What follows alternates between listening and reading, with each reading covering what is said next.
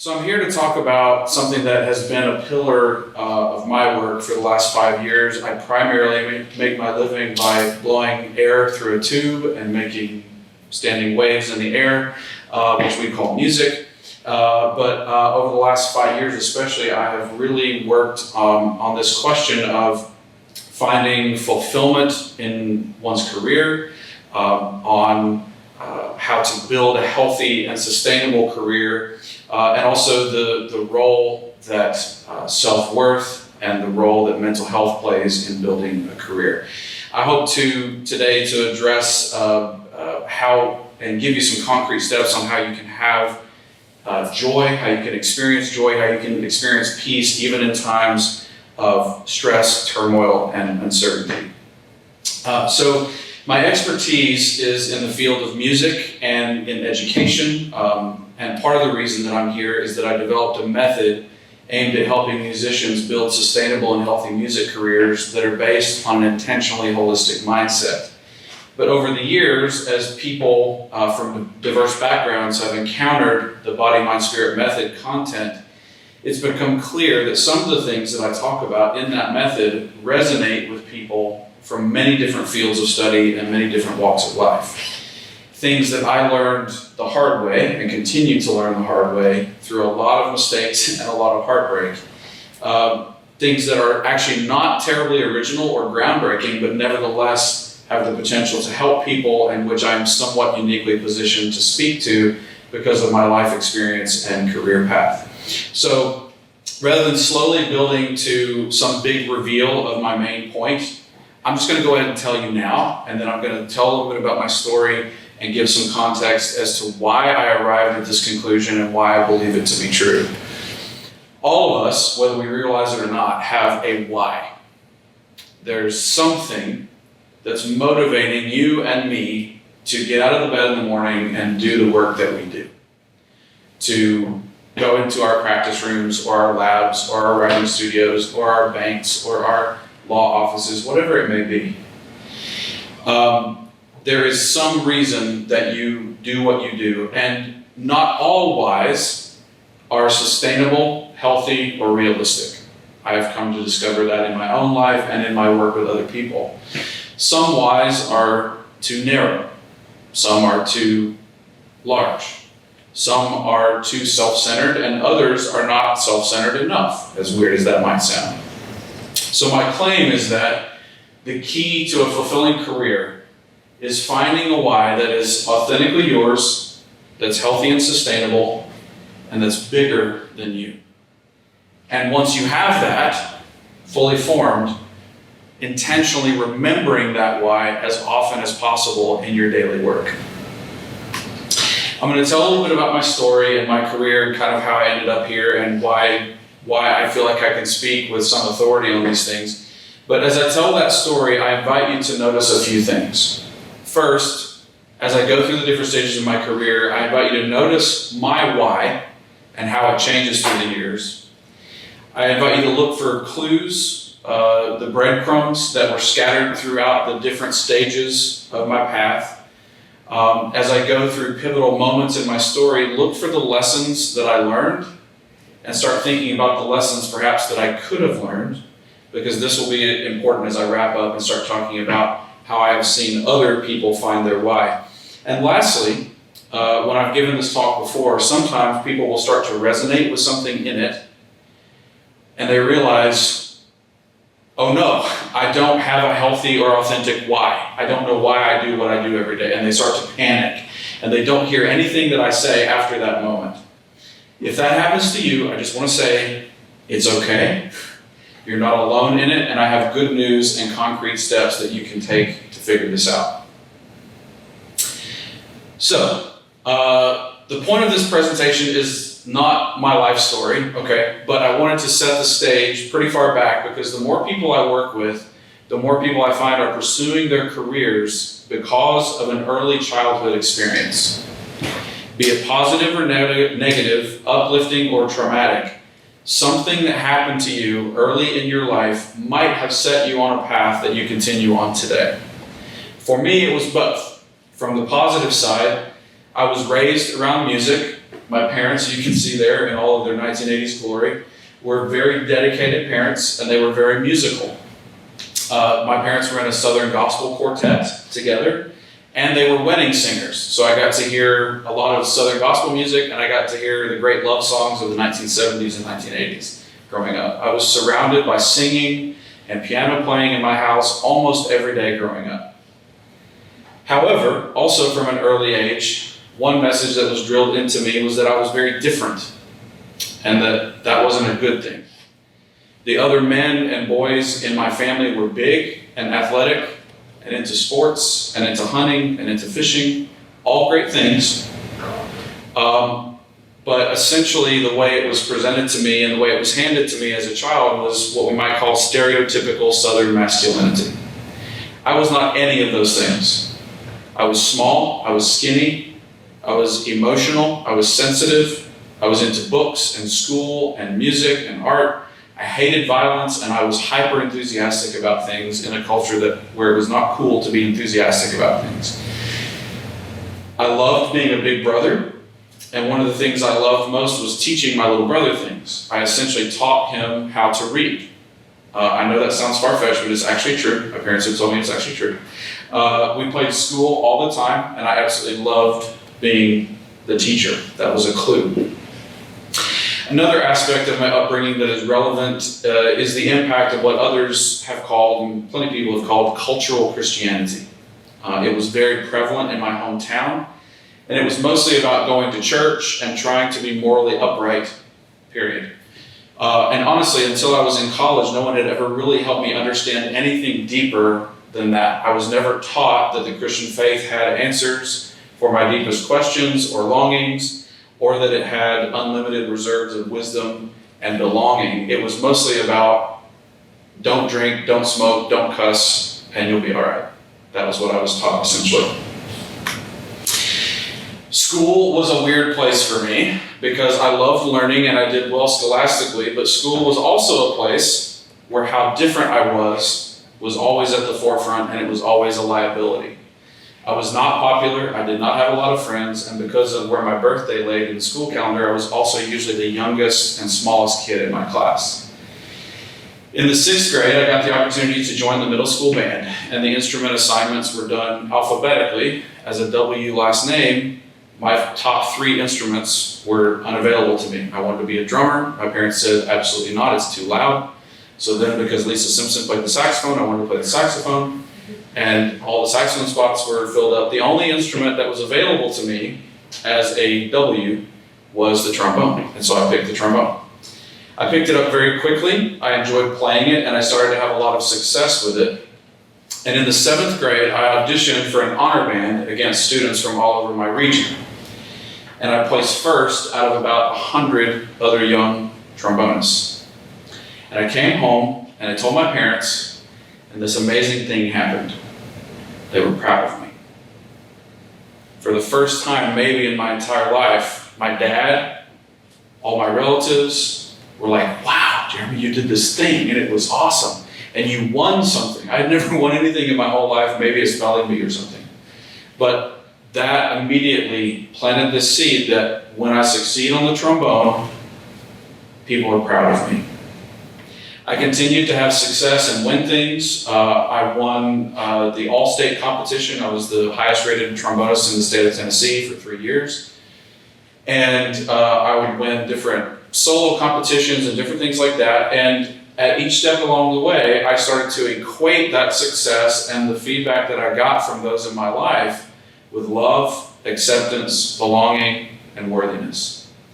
It became very clear in my mind that being a good trombonist equals being loved and accepted for who you are.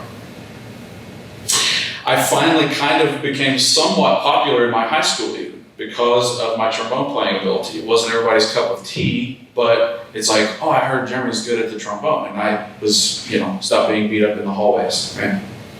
So that message was very, very clear to me. Another pivotal moment for me was seeing this film, Mr. Holland's Opus. In the 8th grade, a group of band students went to see this film. If you haven't seen it, it's actually a really great film. But essentially, Richard Dreyfuss is an orchestra teacher. And he takes the job as sort of a fallback. He considers himself primarily a composer. He takes the job as a fallback and ends up spending like 4 decades of his life and career there.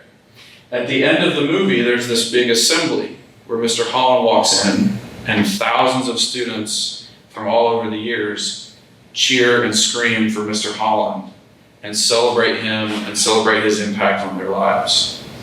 So that interacted with already what I had as my sort of why already forming, which was, oh, if I play music and I teach music, I'll be celebrated, I'll be appreciated.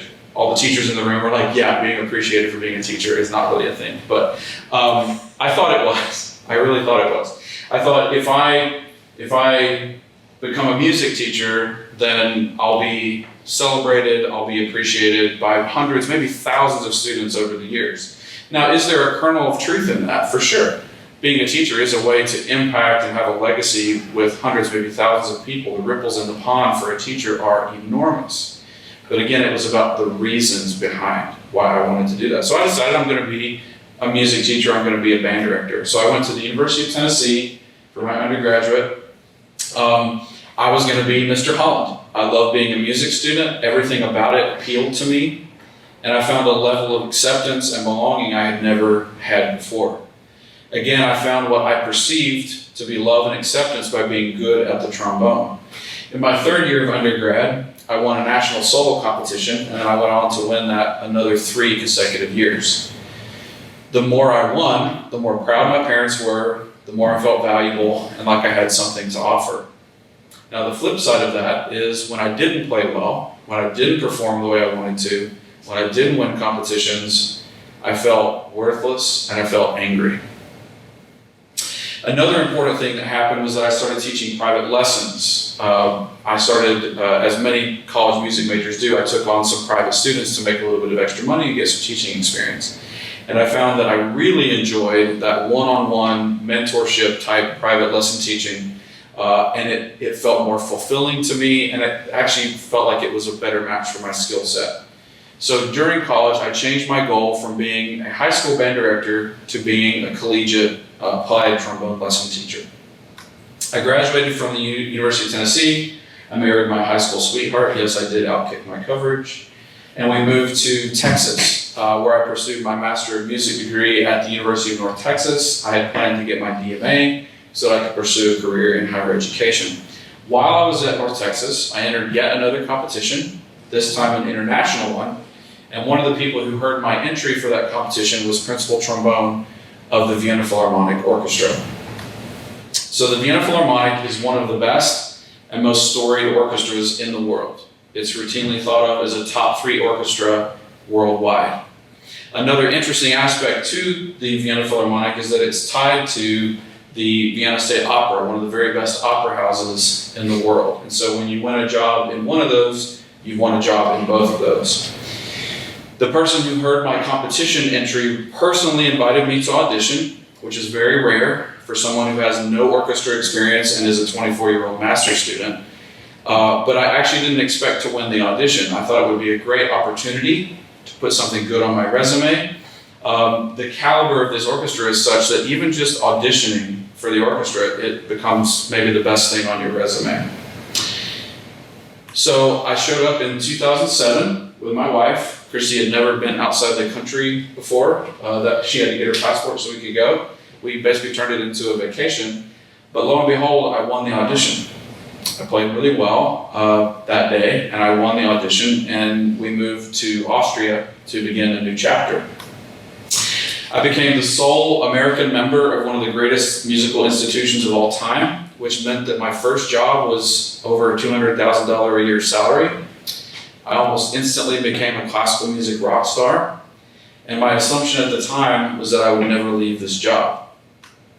I got to play in the world's greatest venues with the world's greatest conductors. That's the recently deceased Pierre Boulez on stage at Carnegie Hall, and that's me down at the bottom playing in the orchestra. I got to travel the world, visited over 40 different countries. I played for kings, I played for emirs, and I played for the Pope twice. I was featured in an International Trombone Journal article. Yes, there is an International Trombone Journal. It's a really great read, highly recommended. And some of the great conductors in the world knew my name and knew my story. Classical music in Vienna is like a religion. There is a 13-year waiting list for season tickets to the Vienna Philharmonic. Every single concert or opera that I played in my 5 years there was sold out. That just does not happen anywhere else in the world. I performed outdoor concerts where 150,000 people would show up. The New Year's concert that the orchestra does every year is seen by 1 billion people worldwide. So again, the message that I got and my why, being good at the trombone brings fame, brings money, brings industry success, brings validation.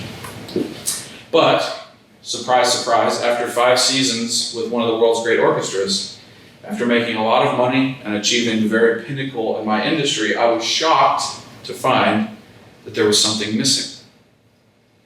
I had tons of fun traveling the world, but often felt empty and useless. I routinely played in the most beautiful concert halls, or I routinely played the most beautiful concerts I will probably ever play in, and yet I found myself bored a lot of the time. I often couldn't wait for the final note of the concert, and I was often the first person out the door afterwards. I was in many ways deeply unhappy and deeply dissatisfied. I had gotten my dream job, and it wasn't my dream job. Part of the reason was this little guy right here. That's my son Eli. He was born in Vienna, and by the end of my 5th season, he was 3 years old.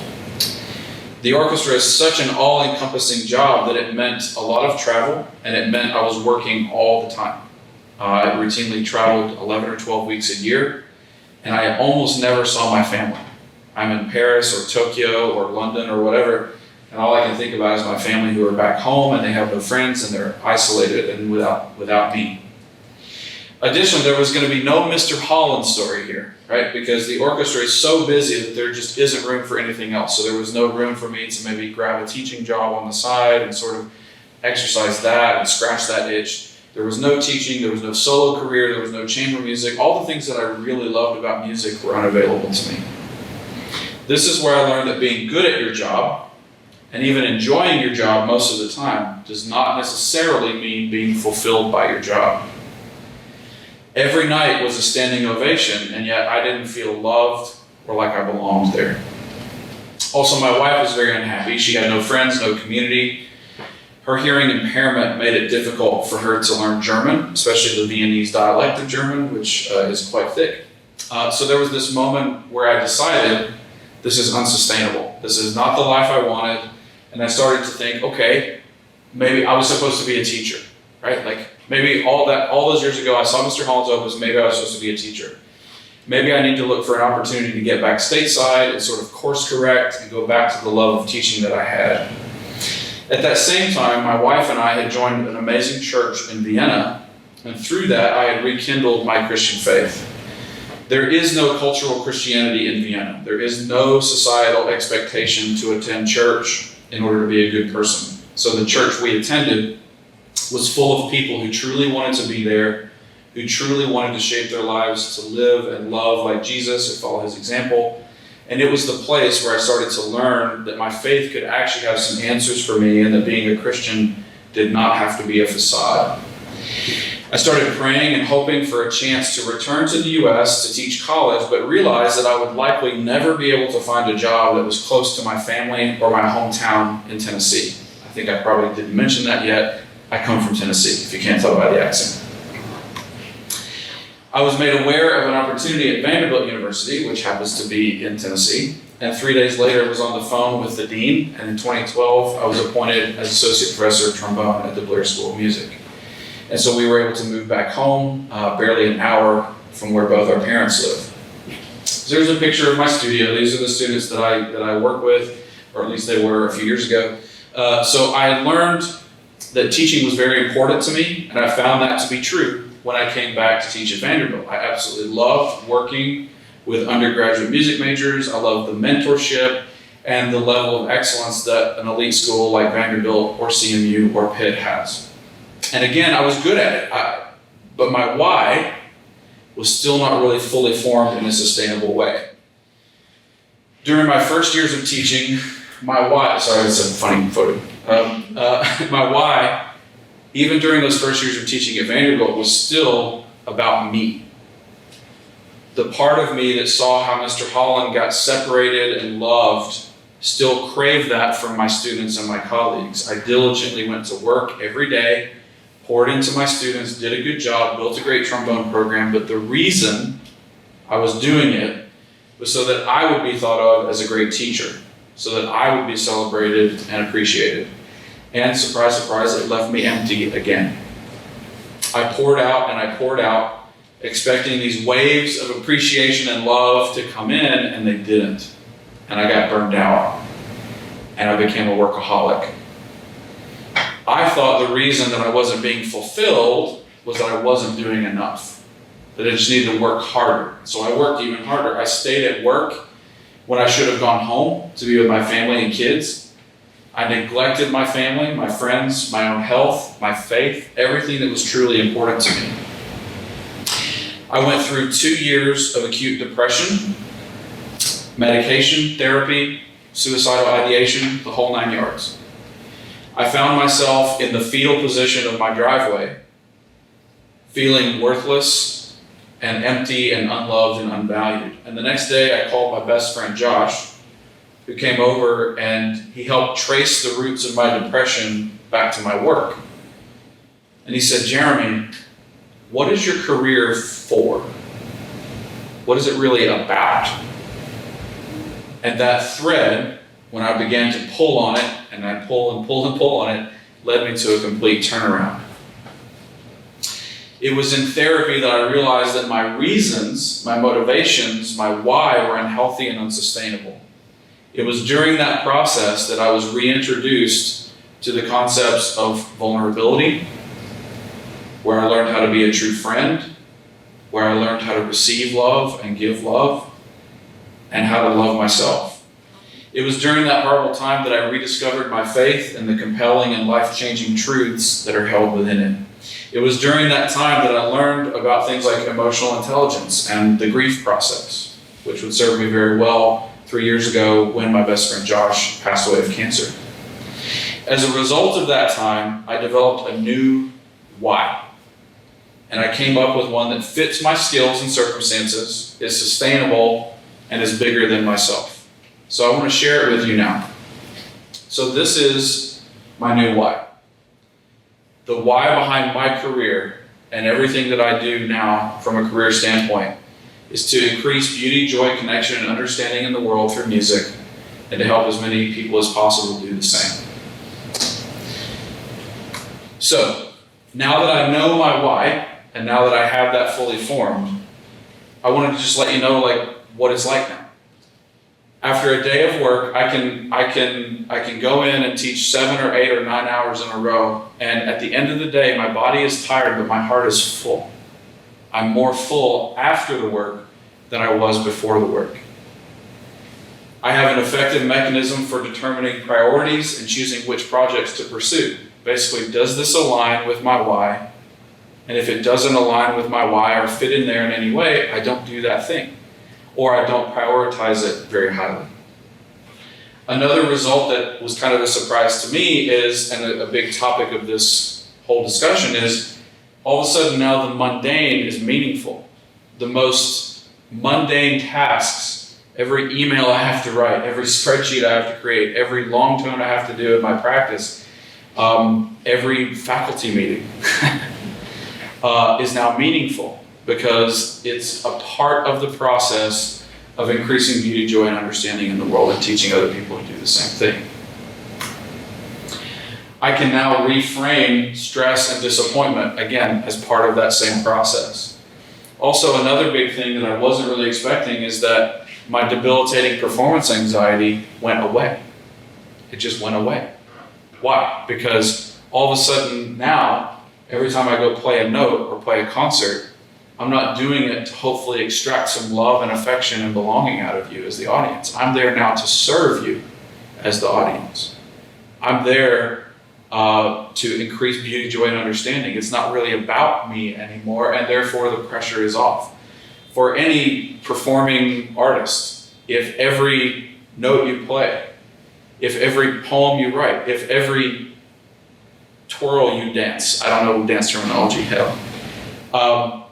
If everything that you do is inextricably linked to your self-worth and your value as a human being, then how important does every little thing become, right? And how much pressure does it now have? When it's not about me, the pressure is off. And the irony, though, is that I now perform and teach way better because I'm doing it from a place of freedom and servanthood rather than from, please love me, please like me, please approve of what I'm doing. The successes that I have, this was another red flag for me earlier in my career. When I did have successes, they didn't really land because I had a success. It didn't make me feel more loved or valued. So what do I need now more of? More success, right? And I was never able to actually celebrate the successes that I had. And now defeats are reframed as part of the process. It's no longer a sign that I'm destined to be a failure and be unloved and unvalued for the rest of my life. Now that I know my why, I truly believe that I have something to offer and nothing to prove.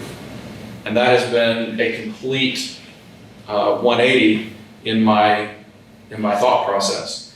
It allows me to be much more other-centered and selfless because, again, my why has changed from being about me, and I hope you like and love me, and I hope my students appreciate and value me, and it's really about you. It's about others. Does that mean I get nothing from it? Of course not. But it's about the reasons behind what I do. And it allows me to find joy in the journey and joy in the process. Okay, just very quickly, I wanted to run through some of my concrete steps because I always want to leave people with concrete steps and think something that you can take away and apply today, right? So a couple of things about your why, right? So if you aren't sure what your why is, or if you think that you're being motivated by a why that is unhealthy, unsustainable, or too big or too small, or not about something bigger than you, here are some things that you can do. So your why can change over time and probably will. You are the director of the committee of your why, right? You get to decide what that is, and it's changeable, and it will change as you grow and as you learn. There are layers to a why. So there are things that are public, and there are things that are private, right? So there are things behind my why that you don't really get to know, and that's fine. But there are some things that you do get to know. There can be really profound things, like doesn't it sound really profound? Like I'm going to increase beauty in the world, right? That sounds really profound, but also there are parts to my why that are mundane, like I do want to provide for my family. I want to be able to earn an income and survive in the world. I'm going to encourage you that as you think back to your own story, look for the clues. So along the way, I knew that I loved teaching. I knew that I had certain skills when it came to music making. There was something about it, from the time I picked up the trombone, I was able to make a sound that made people feel things, right? Not everybody is that way, right? That was something that I had to offer that kind of could point me in the right direction as to what really should be my why. The other thing is keep digging and stay curious. If you have a why right now that seems to you to not be maybe the one that you want to stick with for the rest of your career, keep digging and maybe ask yourself, what is the why behind the why, right? So, for example, if you're in a place where you're like, actually, I kind of resonate with that. I really just kind of want to be good at my career so that I make a lot of money. It's like, okay. What's the why behind that? Why do you want to make a lot of money? Right? Well, I want to support a family. I want to be able to bless people. I want whatever it may be. Very oftentimes there is a profound why hiding behind a mundane one, or there's a selfless why hiding behind a selfish one. Right? Because I had somebody in one of these say one time, I just want to be rich and famous. Okay, that's fine. Why do you want to be rich and famous? Why is that a good thing to you? You know? And once he started to think about, well, I want to be rich because actually when I dug a little further, he said, I want to be able to have an impact on my community. It's like, there you go. You don't just want to be rich and famous. You want to impact your community, whatever it may be. Learn the real lesson from formative moments. So what I mean by that is, in that moment where I'm in 7th grade, 8th grade, 9th grade, and I start winning things on the trombone, the lesson I learned at that time is, this is how I can make people proud of me. This is how I can earn love and affection. That could have been reframed as, look at this gift you've been given to impact people through your music.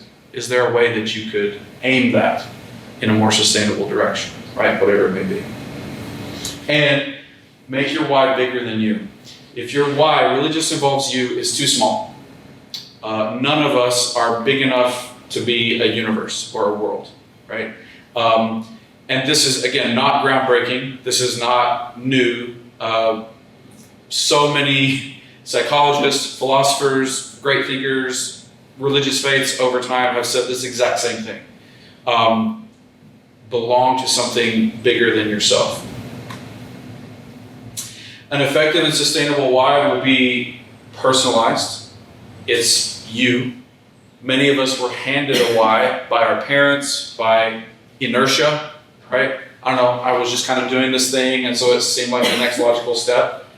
But your why needs to be tailored for you. A really effective why will be clarifying, not confusing, that when you read it and you apply it to your life and your decisions, it becomes a clarifying thing. Big enough and small enough. So what I mean by that is, if my why is too small, then I'm going to outgrow it over time, and I'm going to have to come up with another one, right? If it's too big, right? If my why was, I'm going to bring world peace through music, that's clearly too big. It's too big for me. It's too big for you, right? And so I made it, I'm going to increase beauty, joy. There's going to be more beauty, joy, and understanding of the world through music when I die than when I was born. That's my only goal. But that's still plenty big. Specific enough and vague enough. Specific enough, again, that you know how to apply it, and vague enough that a lot of different things can fit in it. I'm almost done. And my last thing is, once you find your why, I think it's incredibly important to remember it. So some of you here may already go, yeah, I'm actually good. I know my why. I know why I get out of bed in the morning and go study what I study or do what I do. I know exactly what my purpose is. I know exactly what impact I want my career to have on the world. That's great.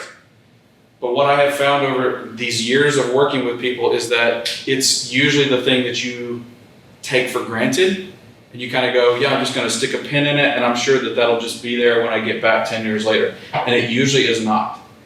If you take for granted your why, you will forget it day to day. And so it's incredibly important that you remember what your why is. Establish intentional periodic reminders. There are daily, weekly, monthly, and yearly things in my life that are there so that it reminds me why I love music, why I'm doing this in the first place. It's incredibly important. Connect the most mundane aspects of your career to your why. So the example that I gave on our Zoom call the other day was, one of the most boring things that an instrumental musician does is like scales. I'm sure even the non-musicians in the room have heard of scales, right? Right? It can be so incredibly boring, and yet it's very important to being a good musician. If I can find a way to connect those boring and mundane things to my bigger why, then that's a huge victory. So it's important to do scales. Why is it important to do scales? Well, so that I have facility on my instrument. Why is it important to have facility on my instrument? So that I can play great music and communicate with an audience. Why is it important to play great music and communicate with an audience? Because that's how I'm going to increase beauty, joy, and understanding in the world through music. Right? Does that make sense? That was very sort of fast and simplified, but if you can take the mundane aspects of what you do every day and connect them back to your bigger, larger why, that will have an impact on you. The less pleasurable the activity, the more important that it be connected to your why. I think I just explained that. And lastly, I just wanted to talk about the why behind my why, right? So if my why is I want to increase beauty, joy, and understanding, why do I want to do that? And that's where my Christian faith comes in. So I just wanted to share a little bit about that, because if the Christian gospel is true, and if Christianity is real, then that means that I'm flawed and I'm broken, yet I'm unfathomably and irrevocably loved. If I get a hold of that idea, I'm not going to be looking for substitute love and substitute acceptance in places that were never designed to fill it. If the gospel is true, I'm enough, because God is more than enough, and I don't have to live on my own power alone. If the gospel is true, I can see others through a completely new light as well, because I'm a broken, flawed person who's irrevocably loved, and so are you, and so are all of you. If the gospel is true, then I can't mess it up. Whatever I've been called to do is going to happen, right? I have partnered with the creator of the universe to bring about his kingdom and fulfill his purposes. And so, despite my flaws and despite my mistakes, those things can and will happen. If the gospel is true, my journey was designed for me, and my mistakes are infinitely redeemable. And if the gospel is true, then there is meaning in the mundane and in the stressful. It's all part of the process. It's all part of this life and this journey that God has designed for me. Okay, that is what I had for my talk. Thank you for listening. What really struck me here is you were talking about, when you were younger, there were these things that, what struck me is that there were a lot of things that you talked about you did not have control over, right? That's true. Like your size, right? When you were a child, what you like to do, how you like to spend your time, your cognitive predispositions, right? And so that wasn't, in your control. And the W of your name, right? And how all the instruments were not available to you, and so you were given the trombone. All these things were not in your control. And then you started to get this affirmation, right? Which is really wonderful and not a bad thing. It's not a bad thing. No, absolutely not. Yeah. And so, what really struck me is, and then you said you won competitions. One of the things we talked about earlier was, I think this is my question. Why do we do this? Because it seemed like the root of a lot of what you're talking about is there was this deep desire, right, to be noticed. Yeah. Can you talk a little bit about, as you've gone through this journey of refiguring your why, what's behind some of this? Just kind of spitballing, and then I'll get to some other Sure. things. Yeah, I think that's an important point, that the desire for value, the desire for feeling valued, feeling loved, the desire for affirmation is absolutely normal. And I would say from a Christian worldview that's built into us as well. That's not a bad thing. Where it started to go sideways on me, and I hear this from a lot of people, is when I use something that was never really meant to fill those places, right? Or it was never really framed for me in a way that this is not who you are. This is something that you're doing and you're really awesome at it and we're very proud of you for it. But I think the key that was missing for me was I never really heard or was given the message that if you don't do these things, we're still proud of you and we still love you, right? And that's why I'm very adamant about making sure that my kids hear those messages, right? Because of course I'm going to be proud of my kids, and when they, score goals in soccer and do all these great things, it's like, yes, that's awesome, I'm so proud of you, right?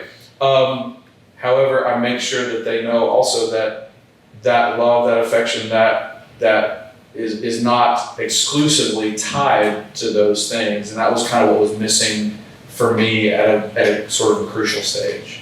Yeah. And I think that's why that got so deeply ingrained for me. Were you surprised when you got into the Vienna? Extremely.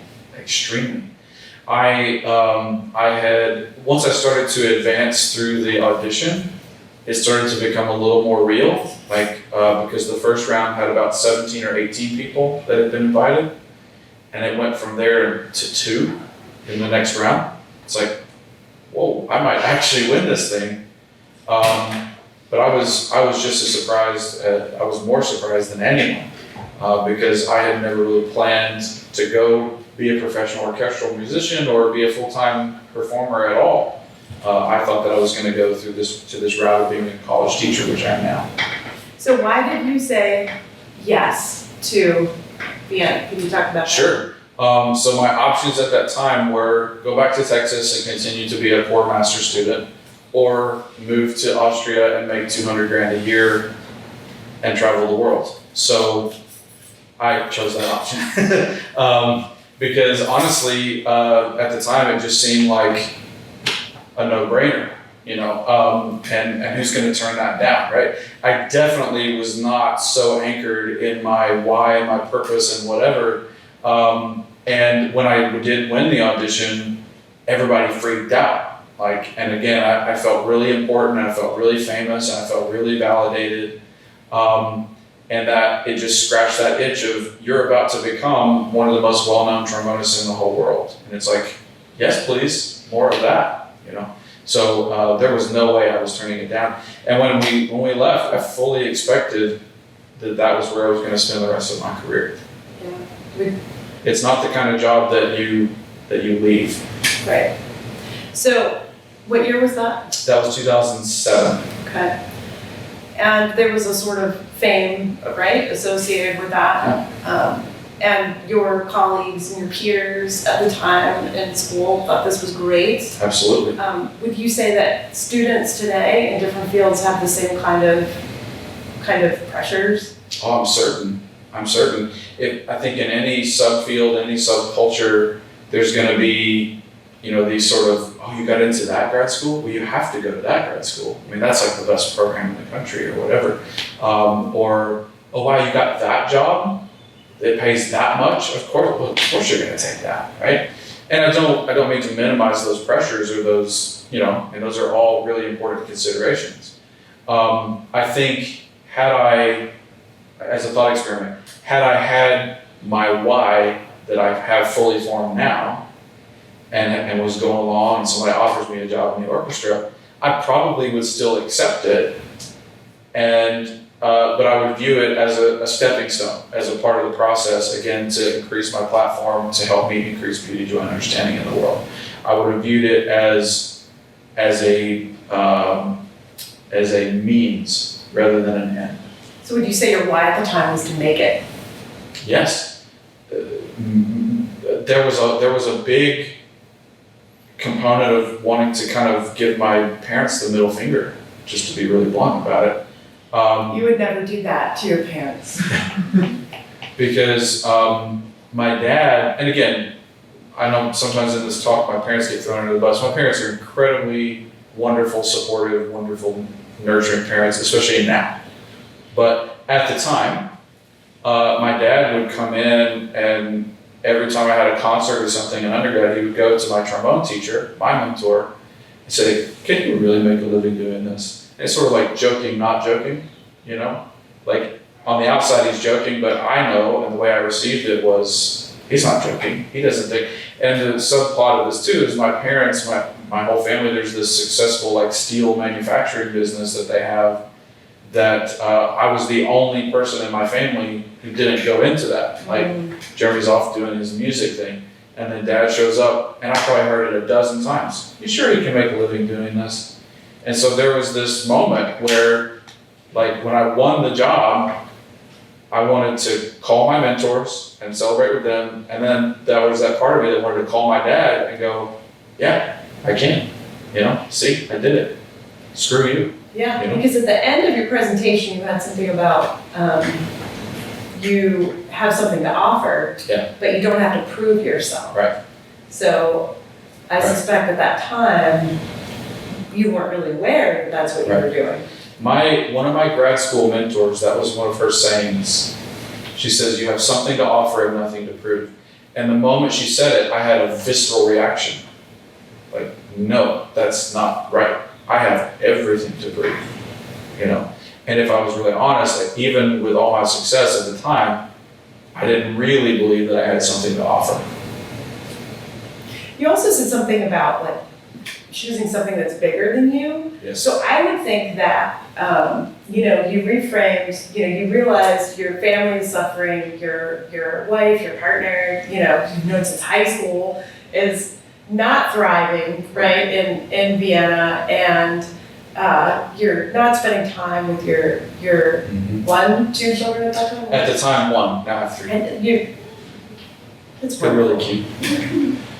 So you would think then you reframed, you're like, this is going to go do teaching. It seems to me that would have been bigger than a bigger purpose, Sure, right? So sure. can you talk a little bit about why it would be the case that moving to teaching, because some people would say, well, that's great, you're doing it for the kids. Yeah, You're doing, right. It's like, so. Well, so I'm going to bring up the Old Testament because I once heard a sermon about the Old Testament. I might have shared this on the Zoom call about the Exodus, where the sermon basically said Moses led the Israelites out of Egypt, and then they wandered in the desert for 40 years. So Moses leading them out of Egypt was sufficient to get his people out of Egypt. But the 40 years wandering in the desert, the purpose of that was to get Egypt out of his people. That they needed a time of complete dependence on God, and they needed a time where they didn't have plenty. And of course, they get out to the desert, and all that they're doing is, "What'd you bring us out here to die? We're just starving and we're thirsty," right? And that's how I feel about that time in my life, is that I was able to at least pick up on the clue that, okay, I'm not supposed to be here in Austria being a full-time orchestral musician. I need to get out of here and change track and course correct.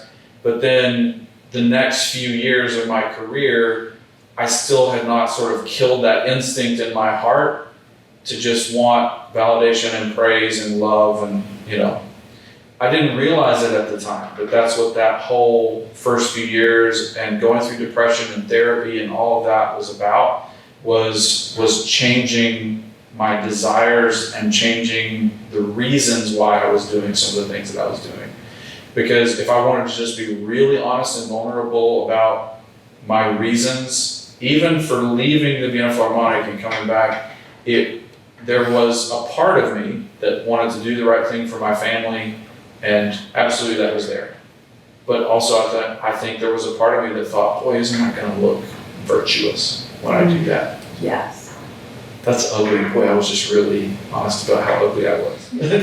That's it. I mean, if I'm really honest about it, there was still that part that, boy, isn't that going to seem virtuous that I left a big job to serve my family, and it took me a few years before that was actually what I cared about.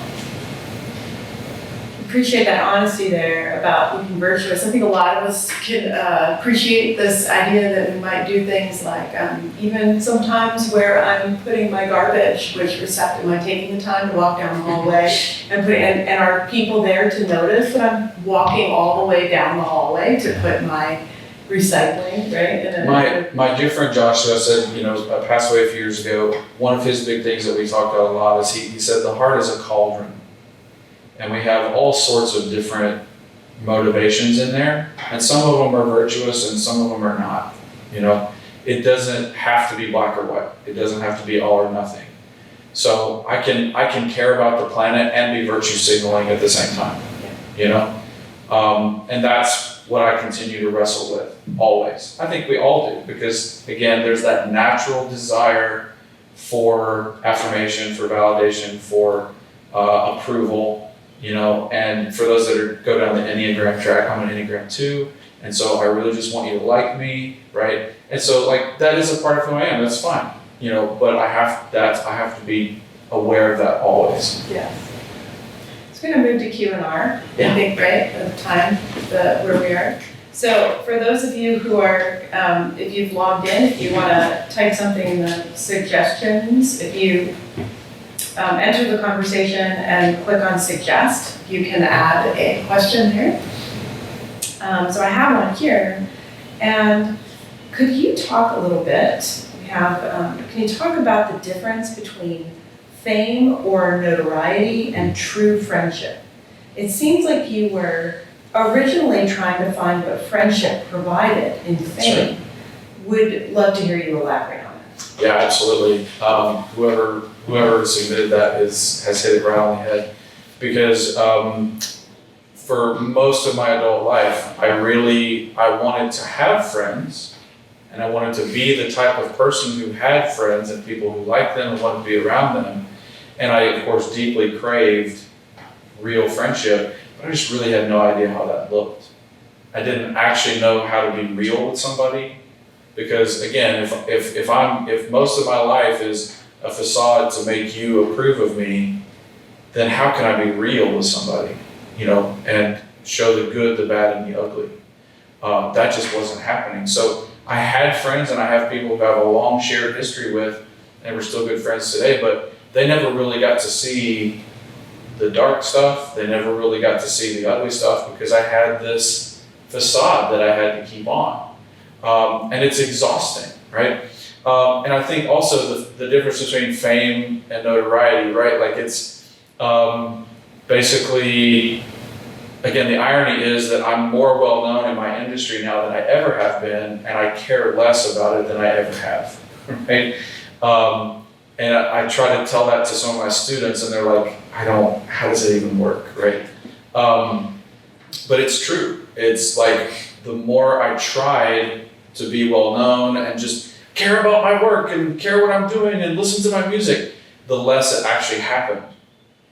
And it was when I changed my why, now I'm actually freed up to go do the things and take because also, I don't know if it's this way in other fields, I suspect it probably is, that building a platform and gaining notoriety and gaining a wide influence for whatever reason takes risks and probably a lot of rejection and failure. And I just wasn't willing to tolerate any risk, because I just couldn't put myself out there and have it rejected, because it was who I was at that time. My self-worth and my performance ability were one and the same. So as an example, one of the things that has increased my influence in my industry more than anything is I'm recording and putting on YouTube the entire standard repertoire for my instrument. For years, I didn't even have a social media presence or a YouTube presence. It was impossible to hear a recording of me anywhere, because I was so afraid to put something out on the internet in case you didn't like it, or in case somebody would hear a note and criticize it, or something like that. It was terrifying to me. But when I thought, okay, I'm going to put this out there as a resource, I'm going to put this out there in case somebody finds it helpful or useful or beautiful, all of a sudden, I was able to, I had that door open to me, and I was able to go pursue that, and that has, really blown up in a good way. That's neat. Did that answer the question? I don't know.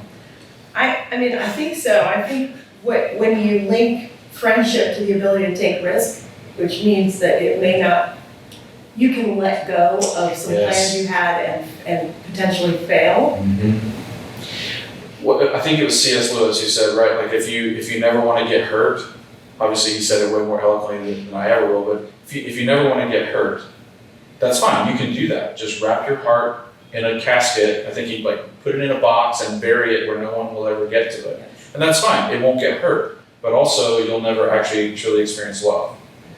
If you open yourself up to other people as friends or professionally, right?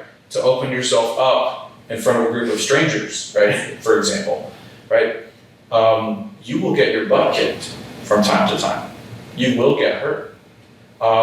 And so I went to therapy, we started talking about real friendship, and I invested in probably half a dozen really important friendships to me.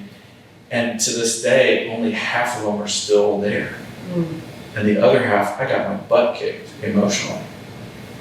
And yet it's totally worth it, because the friends I do have, those are real friendships. So I have a question here from someone who says, it's a very different question. What does because you talked about your church, when you said you weren't in a Christian culture, right? Or a culture of Christianity in Austria. So what does your church/community look like now? How would you describe your friendships? Yeah, absolutely. So the church that I'm in now is really into what they call life-on-life discipleship, right? The way they would frame it is that's the way Jesus did discipleship. He spent most of his ministry, yes, he did crowds and sermons on the hillside. Most of his ministry was spent with 12 young men. Guiding them, leading them, pouring into them, experiencing the good, bad, and the ugly of life with them. So that's what my church is sort of about now. I have a small group of men that I meet with weekly, and then we have a home group that my wife and I lead with 6 other couples. And again, we do life weekly with each other. And then the Sunday services are really just outpourings of those things. So it sounds like a lot of regular relational. A lot of regular relations. So here we have one comment from a very astute young person that says, the C.S. Lewis quote said, "If you bury it, your heart will get hard." There we go. There it is. Now we have a question here that says, earlier you talked about how you tied your self-worth to your playing career. Mm-hmm.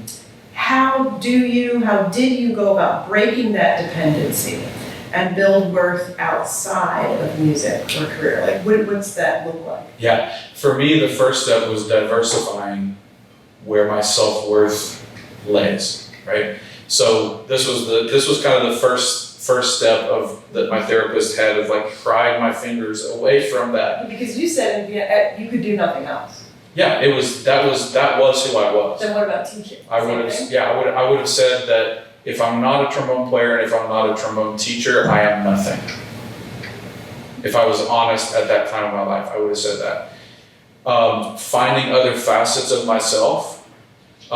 It's like diversifying an investment portfolio, right? If all of your stock is in one company, even if it's an awesome company, what happens if that company fails? Your money goes away, right? So if all of my self-worth is invested even in an awesome thing, like my family, right? I mean, so we would not look weirdly at anybody who said, my family is my entire life.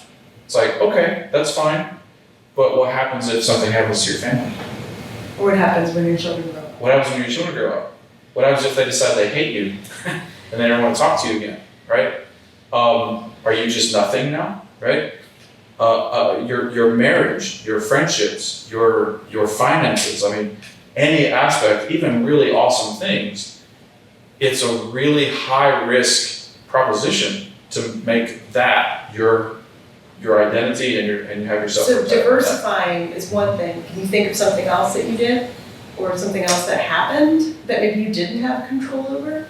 Or how about if maybe it's better to say, what did the diversification get you?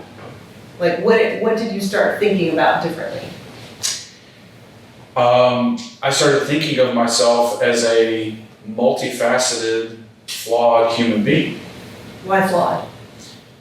Because like why is that important to say here? Yeah, I just think it's really important to say because I had this expectation that I had to be perfect to be okay.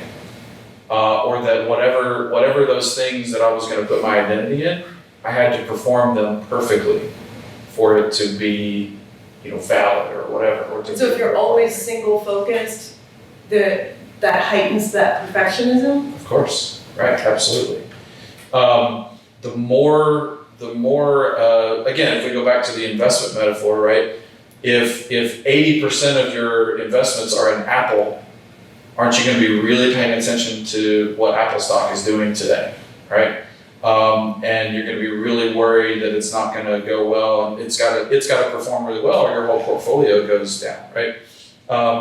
And so when I look at myself, the good, the bad, and the ugly, as a multifaceted and flawed person, it takes some of that pressure off that I don't have to be perfect, and that's not the point anyway.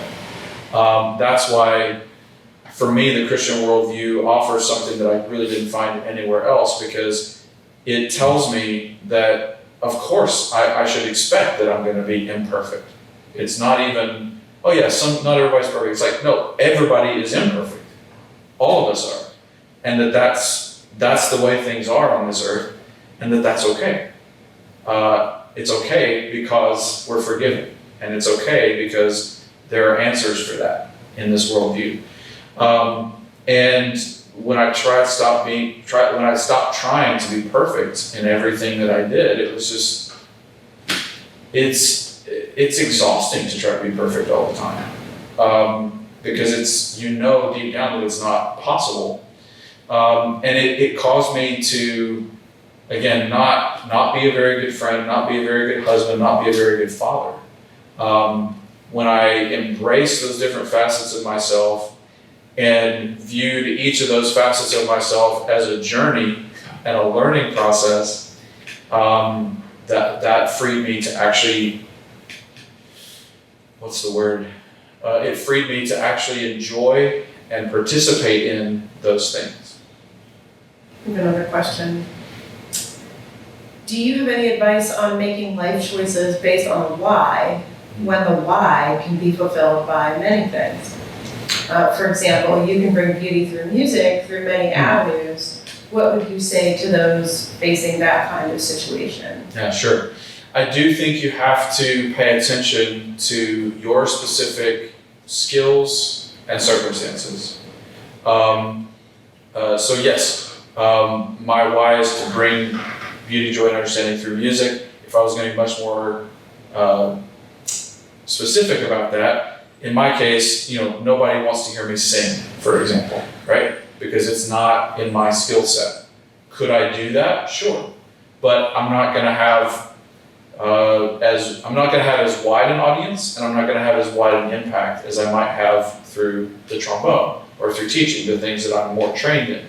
So for me, it becomes about an allocation of resources and an allocation of time, right? Like I could absolutely go try to sing something for you and bring joy to your life, but the best use of my time and skills and specific circumstances is somewhere else. So when somebody's trying to evaluate all the different options that they have, trying to evaluate, what has the likeliest chance of success, or what matches your gifts and talents and calling, again, paying attention to the clues that you've had through time.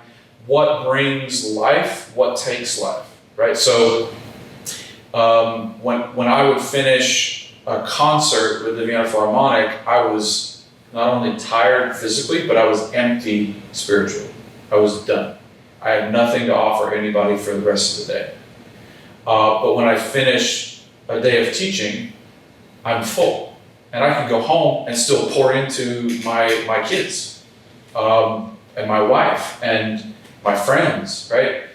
To me, that was one of the biggest clues, right? Because I obviously had a career as a performer, could still be there today, but that's why I didn't hop over to the States and find another career as a performer, and I've had those opportunities as well to perform full-time with orchestras stateside, and I chose to not do that because, again, the teaching part of it is actually fulfilling to me, and that's my clue that this is the best use of my time and resources and gifts and talents. So how you feel at the end of the day? I think so. I think how you feel in your heart as you do those things and after you do those things. Do those things leave you empty and there's nothing left to give?